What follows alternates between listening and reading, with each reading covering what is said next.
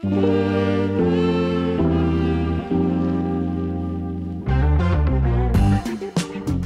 a year ago, in the depths of newborn sleep deprivation and fumbling my way through trying to figure out how to parent two tiny humans, I stumbled upon a UNICEF report claiming that Dutch children were the happiest kids in the world. The report was a follow-up to one conducted in 2013 and 2007, in which the Netherlands was named first as a prime example of childhood prosperity.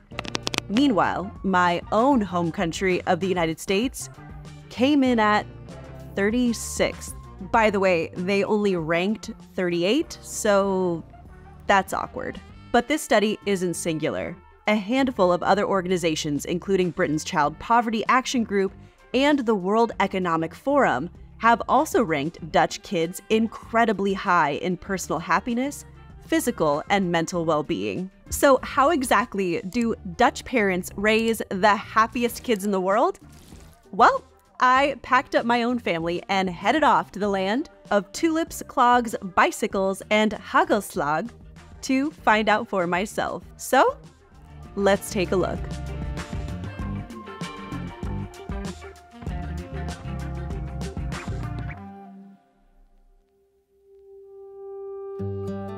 Waking up on this calm, sunny morning at our Airbnb just south of Amsterdam was a brilliant reminder of the first thing that I read when digging deeper into Dutch children's happiness. Families here get plenty of sleep. As you can see, my overdriven American brain clearly didn't get that memo, but hey, I did get to enjoy a cup of coffee overlooking this stunning landscape in peace before my youngest decided that he wanted to have morning snuggles with mommy. But in 2013, a study from the European Journal of Developmental Psychology examined the temperamental differences between US and Dutch babies. And their findings said that Dutch babies laugh, smile, and like to cuddle more than their American counterparts. Furthermore, those researchers found that Dutch infants' relatively calm demeanor was due in part to a more regulated sleep schedule and lower intensity activities. And this is wildly different than my own upbringing in the United States. American parents are quite notorious for exposing their kids to all different kinds of stimulation, and it seems pretty important to expose your kids to lots of new experiences. In fact, stimulating your child with the latest, greatest Einstein for baby books, Montessori-style toy collections, and even direct-to-home subscription services targeting their development are worth billions of dollars. And once those babies learn to walk, American youngsters from the age of 3 are most often enrolled in 2 or 3 different activities, from t-ball to soccer, basketball to swim team, piano lessons and art classes, reading groups, and more. Those activities, of course, naturally evolve into local, regional, and state competitions. For millions of American families paying private for-profit clubs, euphemistically termed travel teams, thousands of dollars per year to organize athletic games for their children is now an unquestioned way of life that shapes family routines, work schedules, and commutes. But Dutch parents, on the other hand, focus much more on regulated activities at home, focusing much more on rest and regularity. And they are uncompromising in the sanctity of sleep. And this might seem obvious, but well-rested babies allow for well-rested parents. Research has declared that the Dutch, on average, get more sleep than anyone else in the world, a total of 8 hours and 12 minutes each night. Fully embracing the Dutch lifestyle on this adventure, I then took to the kitchen to prepare a very Dutch breakfast for my kids. Hagelslag, slices of buttered white bread with chocolate sprinkles. As you can see, my oldest clearly approves of this choice. But seriously, chocolate sprinkles every morning? I can almost hear the gasps of disapproval from the other side of this camera lens, as I'm sure some of my more health-conscious viewers are probably reacting at the moment.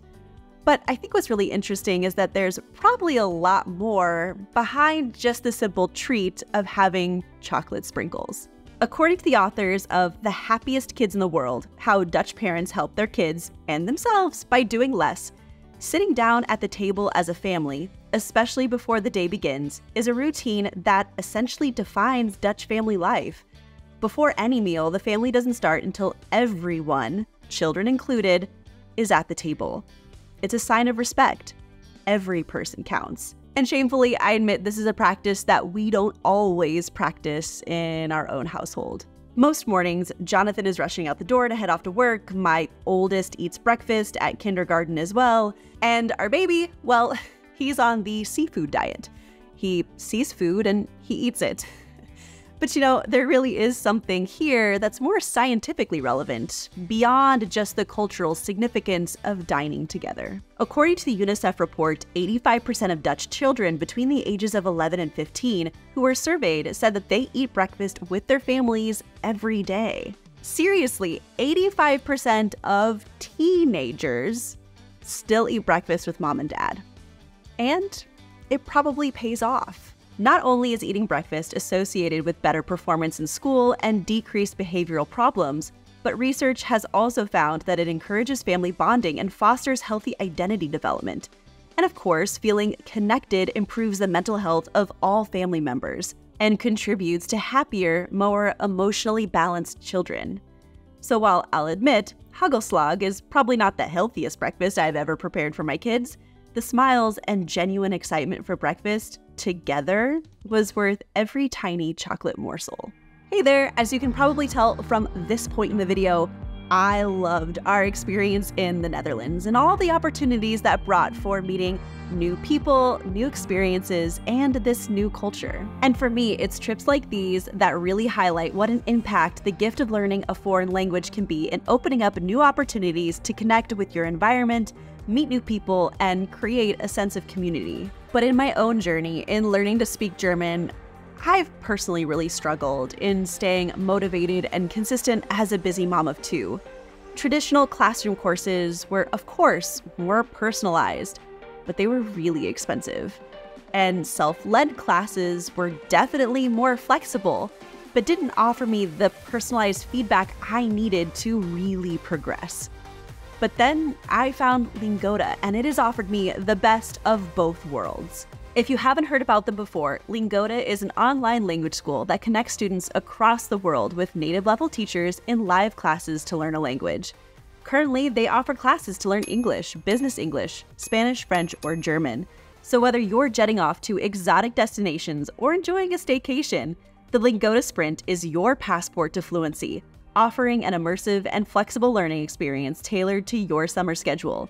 This challenge is an intensive 60-day course which is designed to help you build a daily language learning habit and stay motivated, which is easy to do because classes are available 24/7, so you can find a time that works for you. But Lingoda also provides you with the best learning path to reach your goals. They offer the smallest classes on the market, so you'll always have time to practice speaking. And every class is human-led by highly qualified, dedicated native-level teachers who provide an interactive class experience. So seize the summer and boost your language skills with the Lingoda Sprint. Scan the QR code here on the screen or click my link down in the description to claim this offer and save up to 515 euros if you win the challenge. Now, normally at this point in the morning, it is time for the event that probably required at least 2 cups of coffee for me to gain the courage to embark on. And that's getting my kids dressed. And if you're parents of a toddler, perhaps you feel my pain.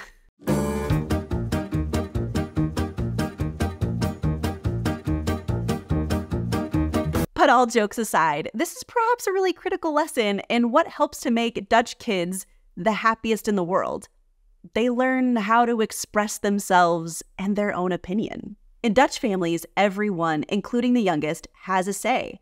And although I know that my son doesn't fully comprehend the weather and is still learning the adequate language skills to express what's important to him, letting him be part of the decision-making process and making rational decisions on appropriate attire is an important skill here in the Netherlands.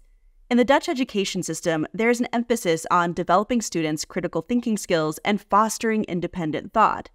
Children are encouraged to question, analyze, and form their own opinions on various topics. Teachers often create an environment that promotes dialogue and encourages students to express their views, even if they're different from others. something that I can't really say was a part of my American upbringing. I was very much taught that there are no politics at the dinner table. And that sentiment really didn't just stop at politics. It really went on to anything that was critical or divisive. You just simply didn't talk about it with your parents or at school or in the workplace. And really, I think having that kind of dialogue really opens up the entire community to more diversity overall. Dutch society values equality and inclusivity, and children are taught to respect diverse perspectives and engage in constructive dialogue with others. This emphasis on open communication and respect for differing opinions helps children in the Netherlands develop strong critical thinking skills and the ability to articulate their own viewpoints effectively. Overall, while there may be variations in individual experiences, Dutch children are generally raised in a culture that values the expression of opinions and encourages them to develop strong critical thinking skills from a young age. But let me be clear, unlike my previous point, I'm not going to sugarcoat this. Negotiation-based parenting style is not for the faint of heart. It can be very exhausting, and your patience will very much be tested. But by allowing our toddler to negotiate, we're teaching him how to set his own boundaries. And while the decision of whether or not to wear the long-sleeve tractor shirt or the short-sleeve tractor shirt isn't a life-or-death decision, it's a skill that'll be useful when he's older, whether it's to resist succumbing to peer pressure, or to cope when he finds himself in a possibly dangerous situation, or to assert himself at work.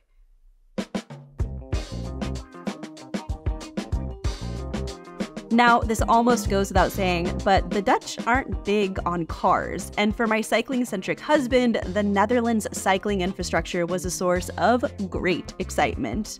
But even if you aren't in it for the fitness, the Netherlands' flat landscape and amazing network of cycling paths makes this form of transit incredibly efficient and easy to use. But just like the Black Forest where we live in Germany, it also rains a lot in the Netherlands. Winter temperatures average between 3 and 5 degrees Celsius, and there are strong winds. Although wind and rain often make conditions uncomfortable for cyclists, the Dutch simply dress themselves and their children in warm clothes, waterproof coats, and rain boots. And this is something I found extremely similar to the German way of child rearing. There's no such thing as bad weather, only bad clothing choices. So kids in both countries are typically well-equipped. Rubber boots for the spring and summer, as well as a second set that are fleece-lined for the fall and winter months. Heck, I was even encouraged to purchase waterproof booties for my 1-year-old so that he can crawl outside in the rain at daycare. But all-weather biking is a truly character-forming experience. Children in the Netherlands are encouraged to bike everywhere and in all weather because it teaches them grit. They learn that life isn't always sunny and full of rainbows. They learn to face the rain. They learn to not give up. After all, while we might not be able to control the wind, we can always adjust our sails. And I think that's exactly why cycling to school in any weather conditions really encourages a child's sense of resilience. And there's very much a link between resilience and happiness. Furthermore, on our bike ride, I also noticed something that was very familiar to my own community in the Black Forest. Kids here also bike independent of their parents. It appears that by the time kids are 9 or 10, many parents just trust them to bike to school on their own or to a friend's house. And of course, this freedom and trust helps young people develop into autonomous, self-sufficient, and confident adults.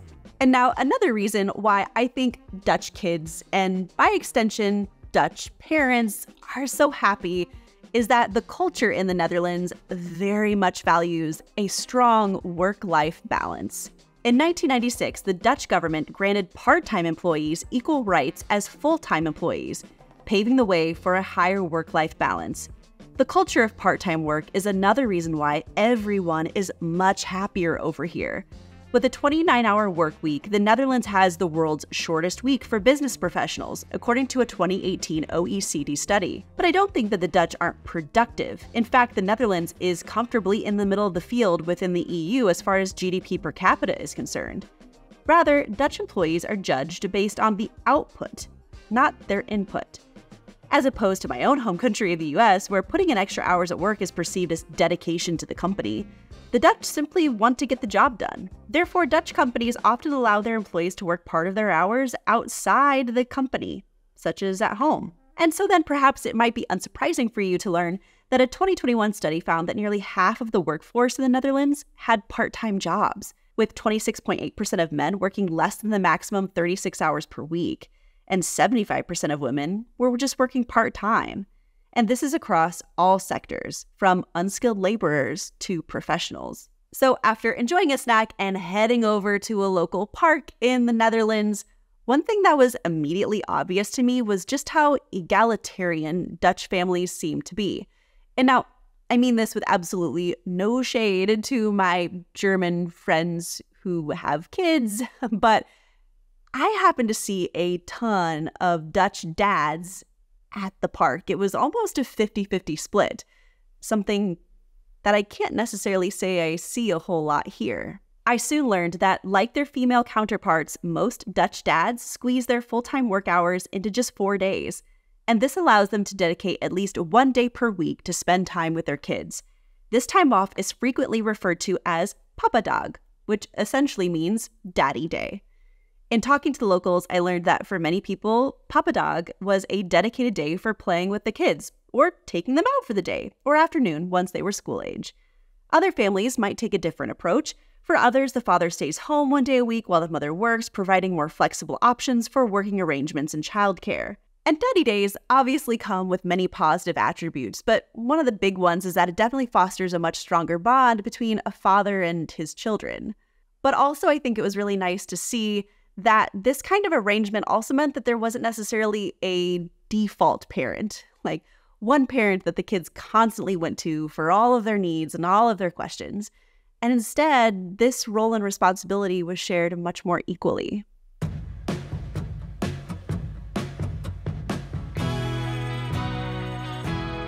Now, my 2 kids are quite young and have yet to actually enter into the formal school system in Germany.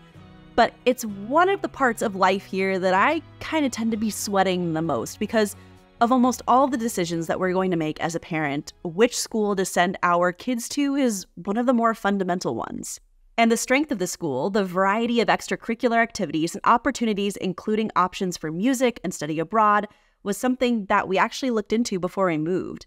But in the Netherlands, it isn't all about high GPAs and elite universities. Education is seen as the route to a child's well-being and personal development. There are 2 kinds of Dutch higher education qualifications: research-oriented degrees offered by universities and profession-oriented degrees offered by colleges. This again isn't so much unlike what we experience in Germany.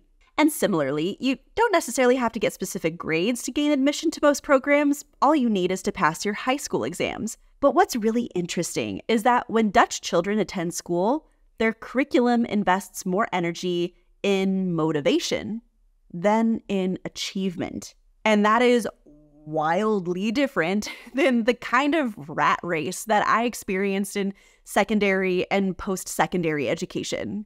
Even though I didn't attend an elite university, graduation was still very much a measurement of success. And the route that I took to get there was highly important and highly stressful. How many AP classes did I take in high school? Was I in the top 10% of my class? What did I get on my ACT again? What was my GPA? But here's the thing. While academic achievement can definitely provide you with more opportunities, it doesn't necessarily make you happier. On the contrary, research has shown that social skills are instrumental to happiness. They're actually much more important than a person's IQ. And I think that is something that is so often lost. Socialization lays the foundation for happiness and personal growth throughout someone's life. Education and the exchange of knowledge via diverse classroom activities has a profound impact on molding positive personalities. Children pick up effective observation, comprehension, and expression skills through social interactions, and these abilities cover both spoken and non-spoken forms of communication, giving kids a wide range of useful tools for communicating as they move through various phases of life. Plus, socialization opportunities contribute to the development of emotional intelligence among students, and this entails an ability to appreciate one's individual feelings and those expressed by others. And after all of this time that I had spent in the Netherlands, this bit right here is probably the most overlooked, but yet most important aspect of what I think makes Dutch kids so happy. Kids here are very social, and those social activities stimulate the brain, fostering mental agility and cognitive development. Critical thinking, creativity, and problem-solving abilities are fostered via socialization. It encourages students to think critically and use their judgment when making decisions, and refrain from just following social conventions. And at the end of the day, I can't help but also reflect on how all of these things collectively not only make Dutch kids happier, but probably Dutch parents a heck of a lot happier too.